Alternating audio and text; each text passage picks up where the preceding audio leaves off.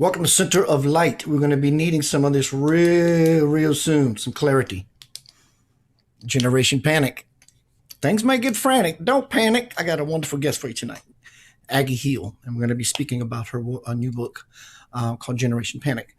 Everything seems a little cray-cray right now, and it's going to continue that way for a while. So I suggest you find yourself, you plant yourself deep within yourself.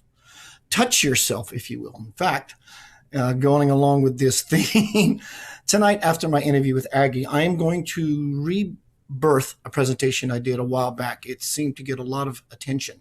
One, because of the title, and you would understand why. But trust me when I tell you, when you touch the center of who you truly are, my mic is goofing up. When you touch the center of who you are, you will cosmically explode in ecstasy. This is not about the superficial layer of what you think that means. It goes much deeper than that. Welcome to Center of Light Radio. I've been doing this probably 12 or 13 years. I took a break for a while. Now I'm back full force.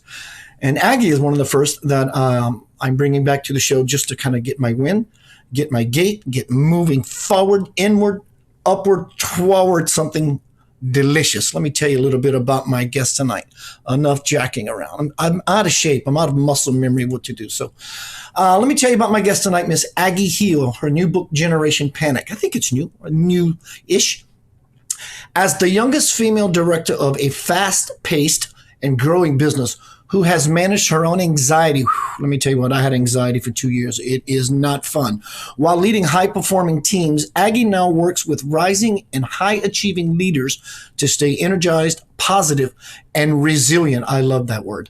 Even in these times of high pressure and big change, Agi started her career in financial services recruitment, where she was a director managing 3 teams. She then moved on to train and certified professional coach, CPCC, PCC, and certified NLP practitioner.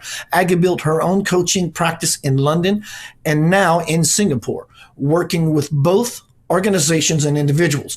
She uses a blend of coaching, leadership development, NLP, and neuroscience techniques to find the best solutions for her clients. Her services include one-on-one coaching, leadership development, programs, and facilitations. Agi was born in the United States, grew up in Hong Kong, studied in the UK, and now lives in Singapore with her family. As a result, she works with clients cross-culturally. I love that.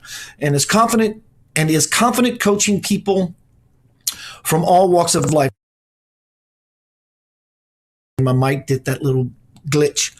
Agi has written her first book, Generation Panic, filled with over 100 tools and techniques for the anxious professionals to get back on track.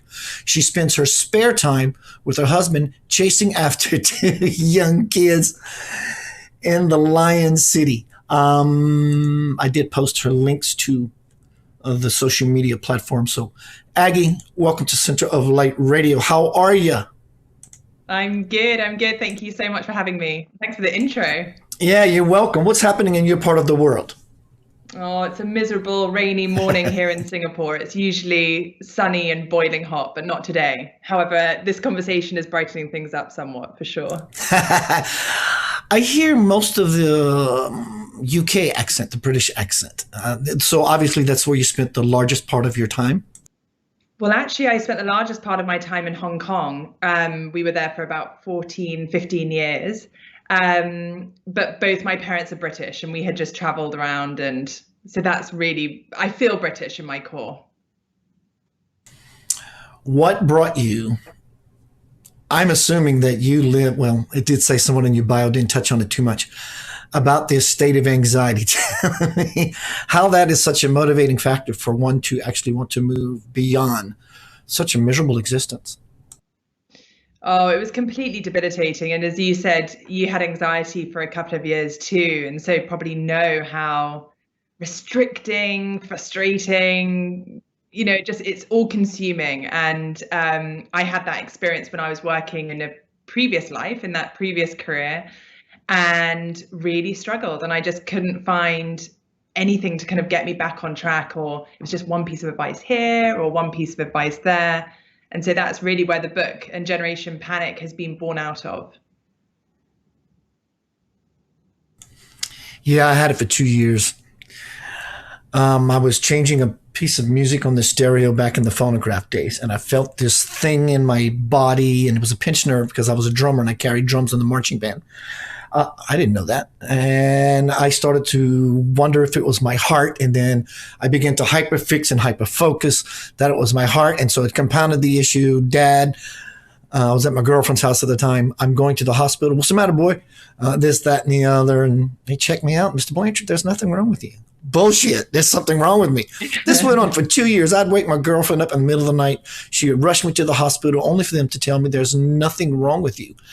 I come to realize that panic attacks, anxiety is all about fearing the future.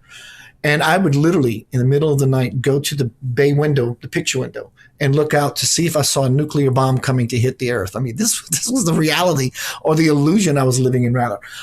Did you have anything anywhere close to this as far as your anxiety attacks? Oh, yeah. And I think everyone's has their own unique experience with anxiety, which is so interesting. So many people have said it felt like I was having a heart attack and I rushed to A&E. I actually spoke with a nurse the other day who said when someone comes in, it's often quite hard to distinguish whether they are having a heart attack or just a panic attack until you put them on the ECG. So I'm sure they did that for you and then realized, actually, you're okay. But yes, my anxiety was not dissimilar. I didn't rush to A&E, but it felt like this rising panic, this kind of tightness in my chest. My palms were sweating, my stomach would drop out. And it felt very scary because I didn't know what was happening to me. And probably not dissimilar to you is that I didn't even realize what anxiety was. I didn't realize what panic attacks were. So when my body took control and took the reins, I was like, oh my God, what on earth is going on? So yes, very similar in some ways. When this first started for me years ago, being a musician, I was also playing guitar in a rock band. And this was back in the day when I had a big size truck and nobody really had to wear seatbelts. And 4 of us were on the way to the show, and we had about a 30-minute ride ahead of us. And I started having a panic attack. Well, probably because I smoked a little bit of something. And then I start to hyper-focus on this problem. And I truly wasn't just wondering if I was having heart issues. I truly simulated a heart attack. I fell on the floorboard of the truck, and all my bandmates are like, dude, are you okay? And I go, oh, no. And I felt this squeezing on the heart, which is obviously the anxiety, heart representative of love, the ability to be open. And that fear-based stuff was just squeezing and stifling all the love energy in me. And one day, how this all resolved itself is my dad said, Keith, have you ever seen a chiropractor before? I said, no, I didn't. No, I haven't. He says, I know this man. He's old. He's like 80 years old. He charges $25. So I drove to Thibodaux, Louisiana, and I walked in, and the first thing he said was, take off your shirt. I said, okay. Just took the shirt off. He said, turn around. He said, we see your problem. It's right here. Lay down. And he just twisted me back and forth. And I felt this loud ringing in my ears. And I intuitively knew the whole issue. I just knew it was over. Who did you write this book for? Did you write it for yourself? And if that is the case, was it very therapeutic to help you move through the anxiety or any residuals that might have lingered? Oh, absolutely. So, and also just going back to your point, the fear of a panic attack or the fear of anxiety is so often worse than the actual thing itself. And that kind of, it perpetuates, doesn't it? It kind of, we know a lot about essentially kind of what you put out, the reticular activating system. And so when you think that you're going to have a panic attack, you're more likely to have one, right? So it's interesting what you're talking about, that fear, and how incredible you had that experience, that someone just literally kind of wrung it out of you almost. But yes, Generation Panic, I essentially wrote for myself, and that's where I started. I couldn't find what I was looking for. I wanted one place that was going to have all the tips and tools that I needed to feel good, so that I could return to it again and again and refer back to it. And if something wasn't working, be like, oh yeah, I've also got this as well. And so it was incredibly therapeutic. It was incredibly powerful to write it. And I now have it in one place. Like it's a real book. It's something that I can go to. It's a medical record. Yeah, kind of. The docs have you Exactly. on file. How long did you suffer with panic attacks? So I suffered for about just a few months, maybe 6 months. But the anxiety was something that kind of continued. And even now, there's moments that might make me feel anxious or on the back foot in some way. But I now know how to get back to center. I know where center is. I know the tools that I need to feel good and on the front foot rather than like totally on the back foot, like not even on the back foot, so far behind it.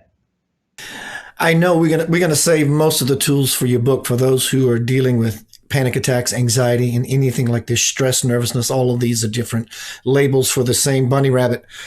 Can you share a few tools with us of how one can get out of the anxiety or the anxiousness that might be the onset of an attack? And also, let's start there. Okay. So the book even in itself is split into 7 core chapters, and within that there's kind of sub chapters. And the first chapter in itself is in the panic, because when we are in the panic, it is so hard to be able to think clearly and make good decisions and be able to react in a way that's going to work for you rather than against you. And one of the first things, and I'll bang on about it till the cows come home, is breathing. And even for me, when I was feeling really anxious, I would breathe really high up in my chest, and it was all short and shallow. And I essentially wouldn't get that full deep belly breathing that is just so powerful. I mean, there's been countless studies on how much it can really impact our state, our ability to perform, how we're feeling. And so deep belly breathing is one of the first places that I start. So before any call, even like this one, I just took a moment and had some deep breaths, and I didn't feel anxious. I was looking forward to the call, but it's only going to get me to a better level. So I like to imagine that your tummy is almost like a cave with all these like dark nooks and crannies, and your aim is to kind of push them out and get new, fresh, like light air into those places, and then get rid of the kind of stale, dark air on the exhale. So breathing is always something that I start with.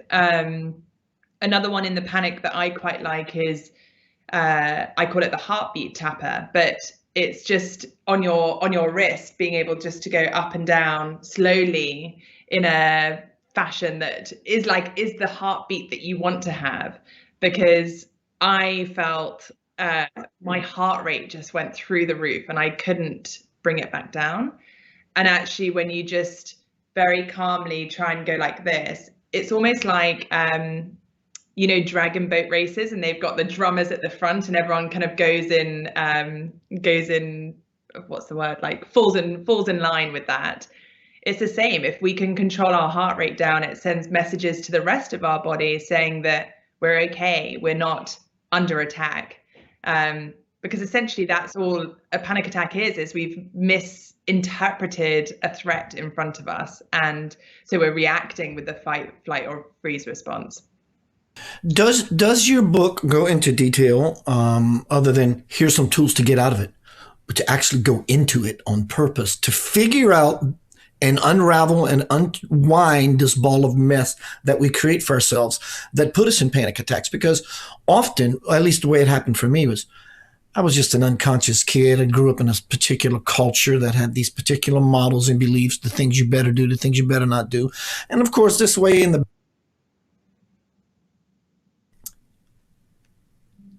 my microphone. You're back on. So yeah, it's goofing up. I got to figure out some sort of glitch. Maybe I need to update my sound card. But whatever that was running in this script in the background of my life, I was unconscious of it as to why I found myself in a hospital with panic attacks. But does your book go into looking at cultural beliefs, family beliefs, and all these things that might bring one into finding themselves and living in a hell? Yes, it's definitely so within different chapters there's reflective pieces. So for example, even just acknowledgement and understanding that you have this, or looking at your version of success, as in other people might have put their, projected their hopes and dreams onto you, but defining your own path, your own reason of success. I think that looks at a deep dive of, okay, what has been happening and where are you heading? There's another chapter on boundaries, and boundaries are a really critical part, which, you might have found at that time when you were feeling anxious that maybe the boundaries weren't in place, or you hadn't really considered your life as a whole and where it was too much or too little. So rather than kind of deep diving into in more of a kind of therapeutic way, it's much more, okay, where are you at now? Because of what? And then how is that stopping you moving forward? Which is much more in line with how I interpret coaching. It feels just more positive, proactive, forward-looking. Do you think it might be therapeutic that, let's say, John or Jill Doe's having a panic attack, while you're in the situation itself, to write down the thoughts that are coming to you as to why you might be so freaking out? Oh my God, is the world going to end? Oh my God, am I going to get in a car wreck? Oh my God, whatever. So one can actually begin to look at what is moving about inside of them so they can maybe retrieve to those places and heal such things. Would you suggest that? Absolutely. That's part of it too. Having an awareness of even what's happening and capturing it is so important, because I think I had just kind of almost blindly walked through life, not even really connecting, not realizing what was going on. And so by articulating and capturing the emotion, what's happening, is such an important part of it. And then you can also look for themes, patterns, see when and where and how it's going to come and sneak up on you. It essentially is just a way of getting on the front foot, making sure that you have an awareness of when it's gonna, or what are the triggers, what really happens. So many years ago, I'm having this attack, riding in this truck with my bandmates, and I fall to the floorboard of the vehicle. What's happening to me? Oh, poor guy. That sounds horrendous, right? Right. But what's the process? What's taking place in my body?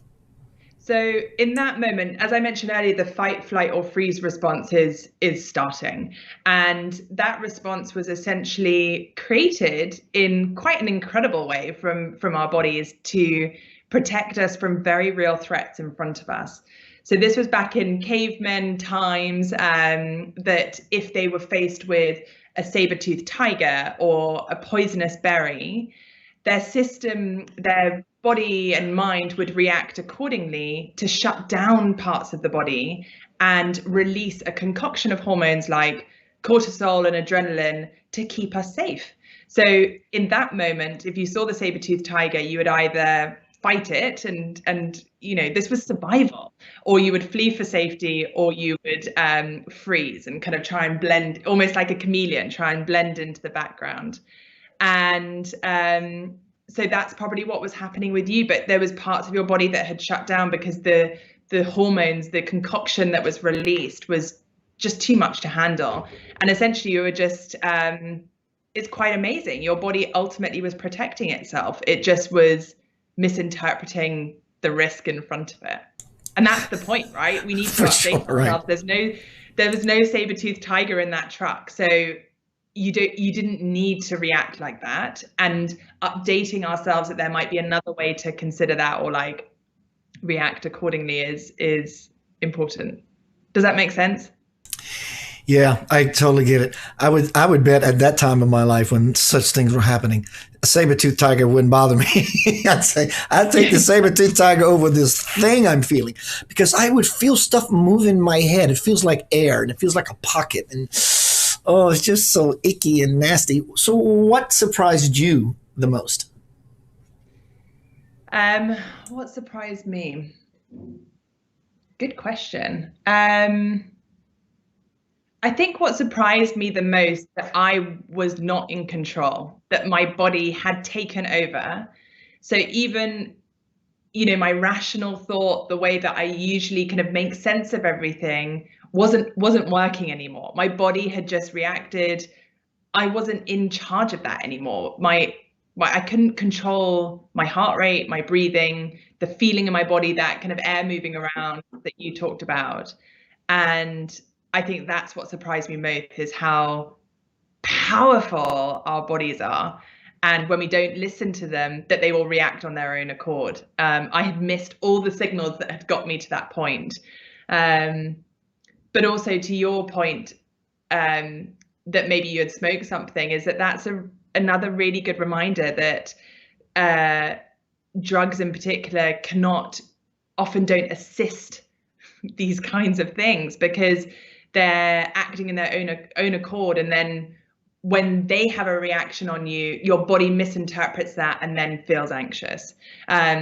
So a big part of it, there's a chapter in the book called Happy Healthy You, and part of that is cutting out things that are stimulants, whether that's alcohol, cigarettes, caffeine, or cutting down at least drugs, because they're an additional way of tricking your body that you're more anxious than you are. So even like a cup of coffee, for example, of course, caffeine makes your heart beat faster. So therefore, when you're after drinking a cup of coffee, you might well interpret, oh my gosh, my heart rate's beating quicker, which is going to happen because of caffeine. But it's almost forgotten that, and it's like, uh-oh, I'm having a panic attack, or I'm feeling really anxious. And so, yeah, that could be another thing to consider. It's no coincidence. It doesn't surprise me that you'd smoked something before. When did your book come out? And you are published under the John Hunt's publishing umbrella. What division, if I may ask? I'm under O Books. Oh, fantastic. It was published back on the 28th of May. So it's been out just over a month. And yeah, it's been quite the whirlwind. Did you have to work with this strange guy named Gavin? Oh, the strange, odd. I love him. He's a good guy. Gavin's amazing. He's been, he's just such a cheerleader, a complete supporter. And yeah, he's really been wonderful. So I've been very, very lucky to partner with him. I think this book of yours is coming out in a fantastic time. What does the title mean? Because, though we may have personal anxiety and anxiousness and all these things and fears, and now it's a collective issue. What does the title mean? So Generation Panic, as the title when I wrote it, was looking at those young people kind of in their 20s and 30s who, within that time frame, there's so much change. There's so many things that can happen. Like, people are just finishing uni, they're trying to find their first job, change jobs, retire. They might be starting families, getting married, very single. And all on top of it, you've got like the stress and the pressure of social media, a very fast world. And so when I wrote the book, Generation Panic was really speaking to those people who are ambitious, very driven, high achievers, but are secretly kind of behind the scenes wobbling, and like myself, not wanting anyone else to see that I was struggling so much. However, what's interesting is that I had written the book like a number of years ago. The title was already decided. I was very clear on that audience. However, with the last, what are we now, 18 months or so, anxiety is everywhere, whether that's people who are worried about their health, their finances, their livelihoods, whatever it might be. And the tools in the book are so transferable and applicable to anyone that I got an email yesterday saying someone's teenage daughters are like putting into effect all these amazing tools. I got an email from a 85-year-old the other day. I mean, Generation Panic, I think, has just expanded. We're welcoming everyone. Like, come and join us. You're all in the crew. You can join our group. Fantastic. I have many favorite parts of my book. What is your favorite part? Oh, great question. I'm going to almost dodge this question a bit, but I'm going to say that it changes because I will revisit it and I'll see something in a different light, or I'll pick up a different tool that really sings to me or makes a real impact in a given moment. But perhaps maybe I'll kind of pick a middle ground and go for the final, the conclusion, because it really is like my hopes that this book and the conversations that we're having around anxiety are going to make the world and the people within it who are struggling have an easier, happier way. Like their life does not need to be as hard. There's such simple, easy things to do. And yeah, I'm always pretty hopeful. So maybe I'll stick with the conclusion. But yeah, it changes. It changes. And that's kind of cool. I'll like reread it and be like, oh yeah, this is, I need to put this in. Yeah. Let me ask you this question. I asked this question of lots of my authors, especially when they write their first book. How long did it take you? Well, the first draft was super easy because I was like, I have these incredible tools. I'm just gonna like get them all down on paper. And because I just wrote it for myself, it was so easy because I was like, what do I want to hear? What's worked really well, what hasn't? So first draft was like, I don't know, I want to say like a month or something, a few weeks. But then I was like, oh no, if I'm going to like put this out in the world, I now need to like tweak and tinker. And that took forever. I mean, a lot of coaching, a lot of help, a lot of editing. Yeah, so that part was very hard. That took a couple of years, but I really wanted it to be as good as I could get it. And yeah, I'm thrilled that I took that time actually, to be honest. The question I was really getting to was, you do all this work, you know it's coming. It's going to be arrive, the box of books, the first box of books is going to arrive between Tuesday and Thursday. And out of nowhere you hear, and you sign for it. What is the feeling that happens inside of you? I know it very well. What is the feeling that happened inside of you when you took a razor blade or a knife or whatever and you cut it open and you saw that book and you felt it? There was no anxiety there, though, that's for sure. But what was the feeling? How would you describe it? Oh my God. And you can see probably my smile on my face. Like, I was like, this is such a moment. This is just like wildest dreams territory. Even if, you know, only one person buys it and that person has an easier, happier ride because of it, then it's totally worth it. And I actually recorded that moment, which is very unlike me. I'm not huge on like recording my kind of big moments, but I was like, this is so huge. Like I have a real book, like a tangible book that could be in a bookshop. And I even said to my husband the other day, I was, you know, if I died tomorrow, like my life is good. It's out now. Like I've had such a good run, and yeah, I felt like a settling, like a kind of and yeah, just totally I mean, over the moon. One of the questions that I have on a bullet list of some things that I could be asking you, I want to make a statement before I ask you the question because it's better set up such way. Many years ago, when I wrote The Divine Principle, Anchoring Heaven on Earth, my conversations, if you will, with God, this lasted for years. Wrote them all down. I would meditate between 6 and 9 hours a day. Open my eyes, write down the information I received by asking a question. Sometimes I would get information. I would just formulate a question around the wisdom I would get. And so that turned into a mini version of The Divine Principle out of 2 of my books called Homecoming. But this old lady, she read the book and she said, young man, come here. Let me tell you something. She says, you either truly had a conversation with the Almighty or you have a great imagination. And I said, what's the difference? So my question to you is, how should someone read your book? Because I said, look, you don't have to believe anything that this guy is telling you. Read it as a fiction. You will receive lots of nuggets just by reading it as, you know, just a fiction. So how would you suggest someone approach the reading of your book, Generation Panic? I can imagine that old woman, like, read it how you want. It doesn't matter. And it's kind of the same. Like if someone wants to read it backwards, you know, good luck to them. I don't need to define or like set out how they could read it. But a couple of suggestions is that either you can start from the beginning and just go through and see what resonates with you, or you can perhaps read through the chapter list and pick out some chapters that really sing to you and make you feel excited.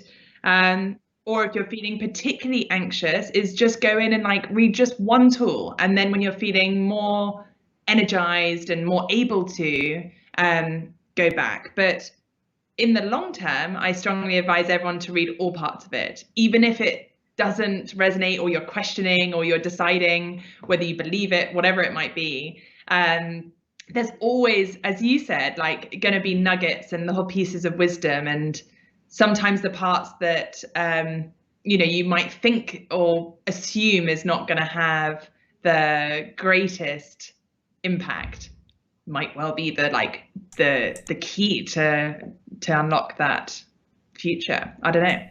That being said, is there an important part of the book? No, not hugely. There's over 47 chapters, so they all have different ways that will serve me and serve others. And it's so interesting because talking to people now, as someone says, meditation and mindfulness is huge for me with combating anxiety. But for the next Joe blogs, they're like, that doesn't work for me. I need to do something else, whatever that might be. And so it really is like down to the reader to decide what is going to work best for them, taking out what other people do, but what is going to be most impactful, most powerful, and genuinely make their lives better.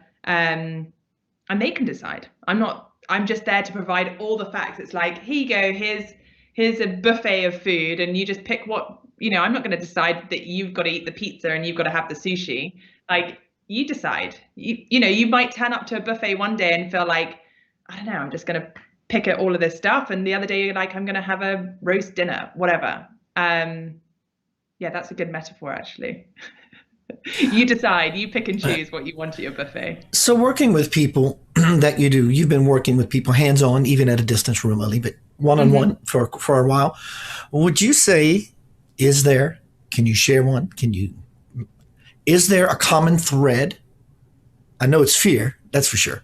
But is there a common thread other than the fear? Fear is the umbrella and everything else is just fragments of that. But is there one, we're all unique individuals and we all have different fears, but is there one that tends to crop up more than the other that would cause anxiety from someone, dwelling on a fear-based future or whatever? I think one theme, I'm not sure what would be the most one, but one theme that comes up again and again is the fear of judgment and what other people think. And that can drive a lot of our behavior and in some ways mute us or change us, make us bigger, worse, better. It can have a huge impact in many different ways. And I think we are living in a world that is incredibly, I was about to say transparent, but transparent's the wrong word, but incredibly visible. And a lot of people can see what you're doing, whether that's on social media or just being plugged in some way. And that judgment is everywhere. So I think that probably people, if you look at some of the biggest things that people are scared of, it's like public speaking. And that's just worried about what other people are going to think or how other people are going to react. And actually, the more that you solidify your core and like what you're all about and understand yourself, it's kind of irrelevant, like what other people say or think. And that's definitely something even now that I'm still learning and is a development, but it's I think the more solid and the more you believe in what you're doing and it's what you want to be doing, not what someone else is deciding. Totally, because when you become anchored in yourself, when you get to know yourself as a unique, powerful, recognizing your own individuality, uniqueness, that no one else is like you, there is no competition. There's just simply no competition. And the confidence level begins to elevate. And when the confidence begins to elevate, there's no room in the confidence for anxiety or anxiousness. Yeah? Yes.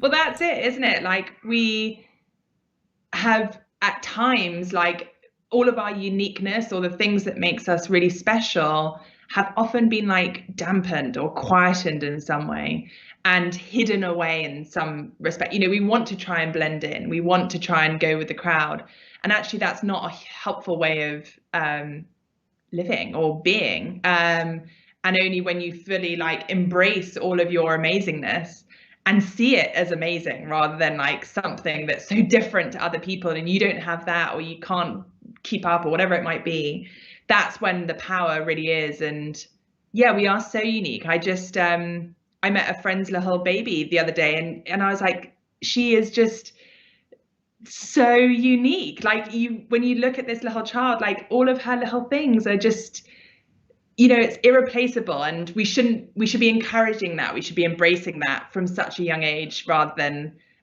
trying desperately to be like everyone else. You have pictures in your books, yes? Yes, I have little illustrations. Can you show us a couple? Yeah, sure. Please. Let me find some. Hold on. So at the beginning of every chapter, there's some illustration that you can see a couple here. Can you see that? There's like little, I've nicknamed them George and Polly, and they're like after G and P, Generation Panic, and they are almost like egg-like creatures, which I think, can you see them? Oh, they kind of, to me, represent the amazing like fragility but also strength of Generation Panic. And yeah, they accompany the reader along the journey, which, I don't know, it just makes it a bit lighter and easier. I think when I was struggling with anxiety, it all just felt so heavy and so like intense for a lot of the time. And yeah, these are just like nice, fun little guys to keep you company in a time that can feel very lonely and very isolating. Have you seen a lot? Have you seen a lot of fear of death? Yes. Yes, is the short answer. Interestingly, it's not something that comes up hugely in the coaching that I do. I don't know why. I don't know whether people feel more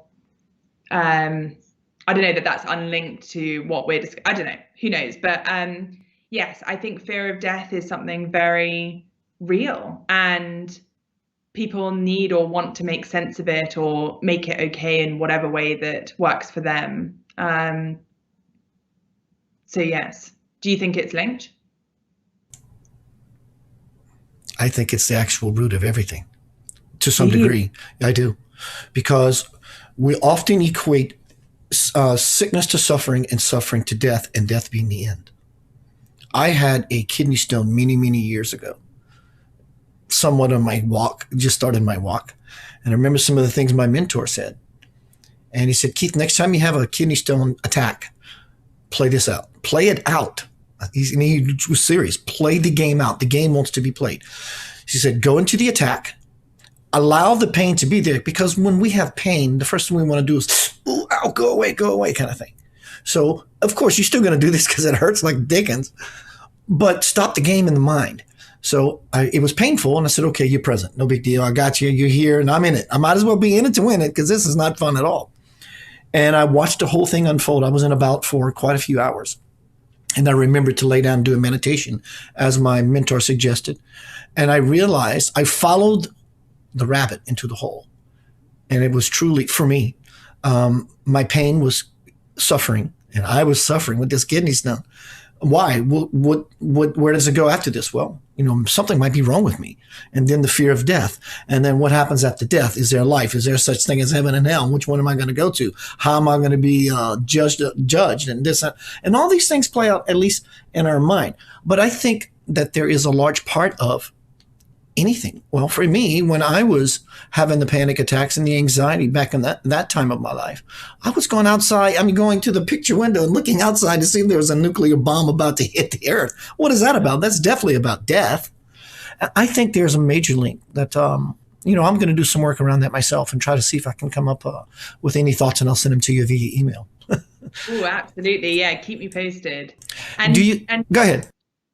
I was just going to say, you talk upon is one of the tools actually in the book is that we become so almost like with that example of the kidney stone is that we're often so intent on trying to fight these things and like get rid of it or not have it anymore. And one of the tools is even to like not only accept the anxiety, like welcome it with open arms, but also like ride it, make it bigger and better, encourage it. Like we spend so long in fear of the anxiety. Actually, if we just sit with it, listen to it, acknowledge it, that can be it's a traumatized child, and it wants what it wants. I remember being a kid going into a department store, knowing what's going to happen. I'm going to sit and scream as much as I need to because I want a piece of candy that's right by the register, knowing that it's going to lead to an ass whipping because my mom's going to say no. I know that, but I want to be heard. And so the whole thing would play out. And then, the other day I was doing a music show, and I saw this family, a father, mother, and 2 daughters walking down the street, which is on the corner of this venue I was playing. And the daughter said something, and the mother turned around and slapped her across the face. And I looked at that lady and said, "You just changed that child's life forever." She wanted to be heard. And so in turn, she got smacked across the mouth.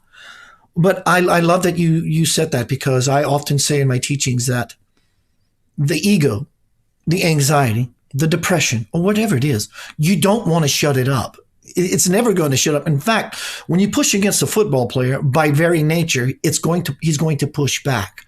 And in doing so, the anxiety, or whatever it is your dynamic and situation in life is, it's actually watering the weed. You have to water the plant, not the weed, because the one you're going to give attention to is going to grow. And I'm sure you've probably seen this everywhere in your practice, that our people are constantly watering the anxiety or the anxious weed.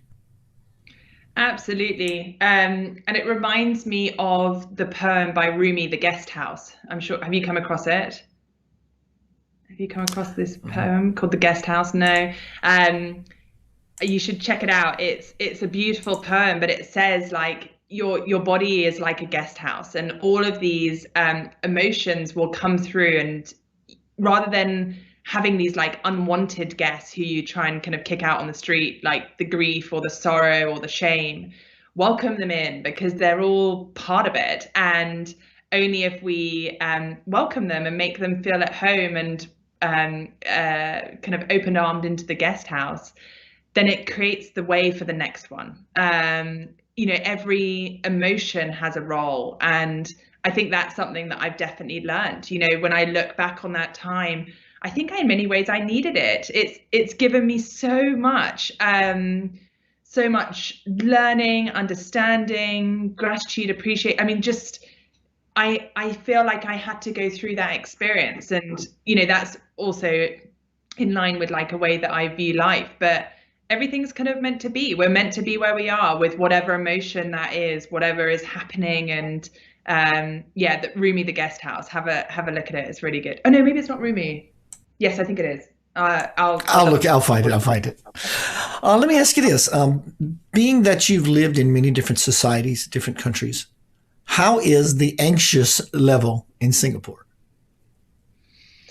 In terms of Singapore as a country, or as a culture. I mean, in other words, we can look in, certain cities, let's say Los Angeles or New York, or you can go to a little more gentler city, whatever it may be, or different countries. What is it in Singapore?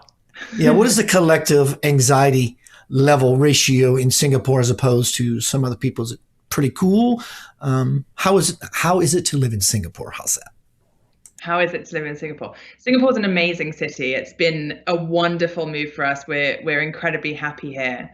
But what's interesting is that culturally, and this is across Asia, probably speaking generically, and I'm kind of conscious of making sweeping statements, but on the whole, people in Asia are maybe a little bit more reserved, and they show less of themselves out in public. But what I believe is that, we're all human beings at the end of the day, and those undercurrents of anxiety are still very real. but particularly on like a coaching, or if I'm running a facilitation, it might take longer to get to that, to be able to accept or open up and then get to a kind of deeper level. So does that kind of answer the question? It does. Do you have another book in you? And if so, any ideas? I don't know. I have like a couple of ideas swirling, but at the same time, another chapter in the book is called Celebrate. And as generation panickers often do, is that they strive and strive and strive, and they get to this place, wherever that place may be. So, like they get a brand new promotion, or they get married, or they have a baby, whatever it might be. And then it's like, great, on to the next. What's my next mountain that I'm going to climb? When's my next baby? When's my next new job? When's my next big pitch? And it's so fast. Like you see people in sales jobs and they achieve like the sale of their life, and the next day they're like, what next? What now? And so yes, some ideas always swirling, but for now I'm just trying to ride the wave and enjoy it and celebrate. Like I'm so genuinely thrilled and to have written it and have it out in the world, that's kind of a good place to be, that I'm wanting to, like, back to the guest house, I want to just be with that guest. We talked about just a bit ago, you asked me, do I think that death and anxiety can... My microphone's still goofing up, so I'm going to repeat what I said. I think they are connected, but I also think anxiety would have a lot to do with control. For example, you can't control death. It's inevitable. It's coming. Since the day we were born, it's ticking its way, walking its way slowly but surely to us. And since we can't control it, but I think anxiety might have, or panic attacks, has a lot to do with the fact that I can't control, because if I can control the situation in the moment, I wouldn't have anxiety. So I'm not in control. And I love that you said, when we get on the surfboard and ride the wave of life, I think a lot of the anxiousness simply just falls away, because we're letting things be as they are. We're accepting life as it is. Furthermore, we're accepting ourselves to be as I am. And I don't have to grab onto everything, because in an anxious situation, I think there's a lot of grabbing happening, a lot of grabbing onto ideas, and you begin to fall because it's no longer supporting you. Then you really start to freak out. Why is this not working? And I'm starting to really freak out. And I think it begins to turn within itself, and it grows into this big, ugly monster. Completely agree. And I think that's where I was so desperate to control everything. And then as I realized that all the things that usually worked weren't, and I was like, oh my God, like what on earth is happening? Like I have no idea. And I think perhaps a nice way to think about it is that for people who want or need to be in control, is that you can still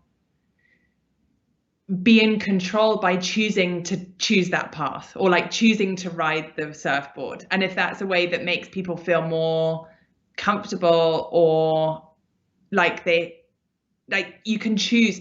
I mean, we all have choices, right? And when you're feeling anxious, for me anyway, it felt like I had no choice. Like it just was too much. I didn't feel like I had any other options other than the anxiety, which was like right here in front of my face. And so much of this book, Generation Panic, is saying that there are many ways to view something and different perspectives that you can take on. And that in itself can, the problem doesn't change. The center doesn't change. It's how you're looking at it. Correct. 6 looks like 9, depending on what side you're standing on.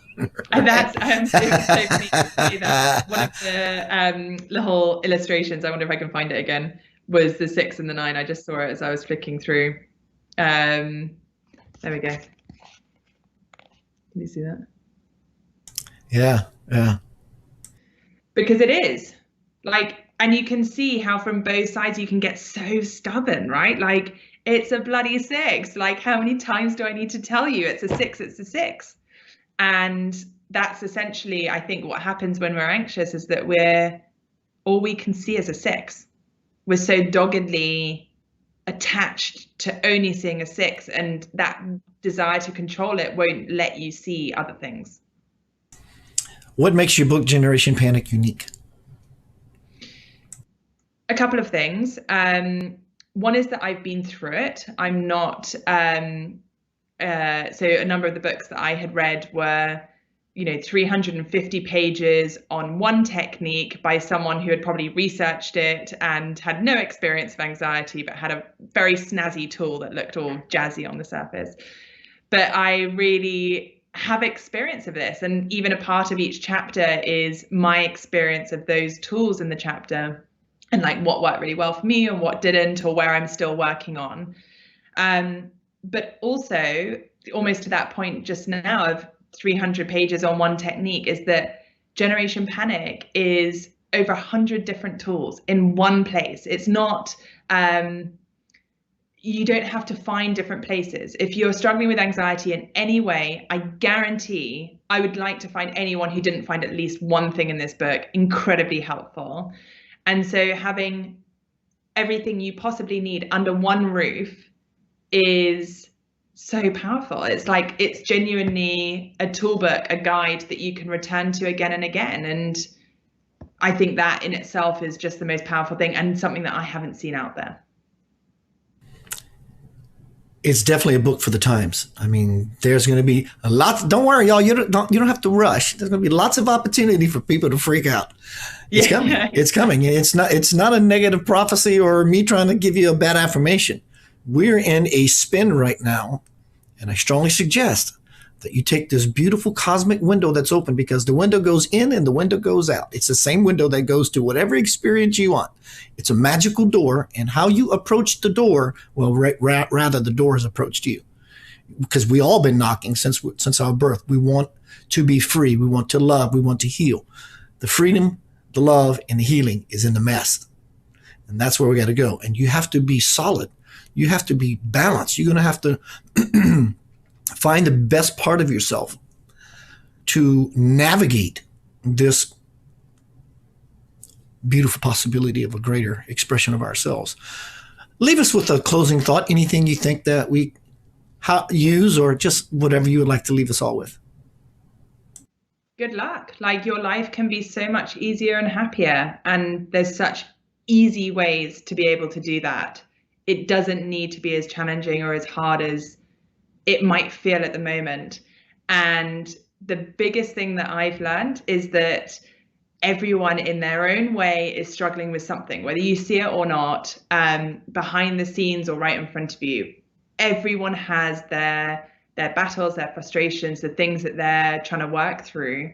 And so be kind, be always very kind. You're not alone.